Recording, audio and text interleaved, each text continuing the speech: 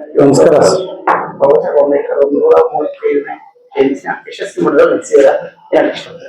ಯಶಸ್ವಿ ಅಂತೇನಿಲ್ಲ, ಪ್ರತಿ ವರ್ಷದಂತೆ ಈ ವರ್ಷನೂ ಕೂಡ ಕರ್ನಾಟಕ ಪ್ರದೇಶ ಕಾಂಗ್ರೆಸ್ ಸಮಿತಿ ಆಚರಣೆ ಮಾಡಿದೆ. ಕಳೆದ ವರ್ಷ ಈ ವರ್ಷ ನಮಗೆ ಪರಿಶಿಷ್ಟ ಜಾತಿಯವರಿಗೆ ವಿಭಾಗಕ್ಕೆ ಅವಕಾಶ ಕೊಟ್ಟಿದ್ದು ನಾವು ಅವ್ರಿಗೆ ತುಂಬಾ ಕೃತಜ್ಞತರಾಗಿದ್ದೀವಿ ಸರ್. ಬಹಳಷ್ಟು ದಾವಣಗೆರೆ ಬಾಗಲಕೋಟೆಗೆ ಬಹಳಷ್ಟು ಯಶಸ್ವಿ ಮಾಡೋದ್ರಲ್ಲಿ ನಡೆಸಿದ.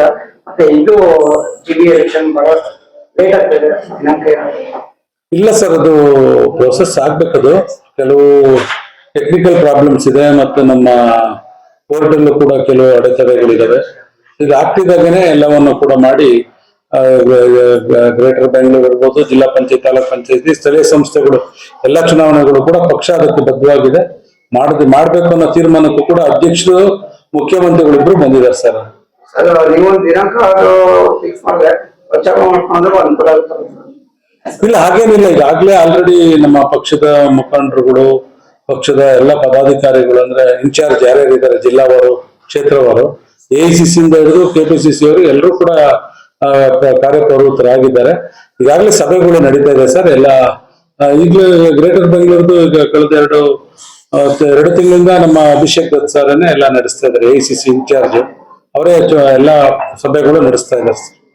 ಈಗ ಮುಂಜಾನೆ ವಿಧಾನಸೌಧ ಬಯೋಮೆಂಟಲ್ ಮೇಲೆ ಯಶಸ್ವಿ ಮಾಡೋದ್ರಲ್ಲೂ ಕಾರ್ಯಕ್ರಮ ಚೆನ್ನಾಗಿ ನಡೀತು. 5 ಜನಕ್ಕೆ ಪ್ರಶಸ್ತಿ ಕೊಡ್ತಾರೆ. ಆಗ್ಲಿ, ಒಳ್ಳೇದು ಸರ್. ಈಗ ಏನಾಗ್ತಿದೆ, ಇವತ್ತು ಪರಿಶಿಷ್ಟ ಜಾತಿಯವರಿಗೆ ಅಥವಾ ಯಾವುದೇ ವರ್ಗಕ್ಕೆ ಆ ವರ್ಗಗಳ ಮೇಲೆ ಸಮಾಜದಲ್ಲಿ ಸಮಾನತೆ ಮೂಡಿಸ್ತಾ ಅಂತಕ್ಕಂಥವ್ರಿಗೆ ಮತ್ತು ಕೆಲ ವರ್ಗದವ್ರನ್ನ ಮನಸ್ಸಲ್ಲಿ ಇಟ್ಕೊಂಡು, ಅದು ಎನಿ ವರ್ಗ ಆಗ್ಬೋದು, ಎಲ್ರಿಗೂ ಕೂಡ ಮನಸ್ಸಲ್ಲಿ ಇಟ್ಕೊಂಡು ಕೆಲಸ ಮಾಡೋರ್ಗೆ ಗೌರವ ಮಾಡುವಂಥದ್ದು.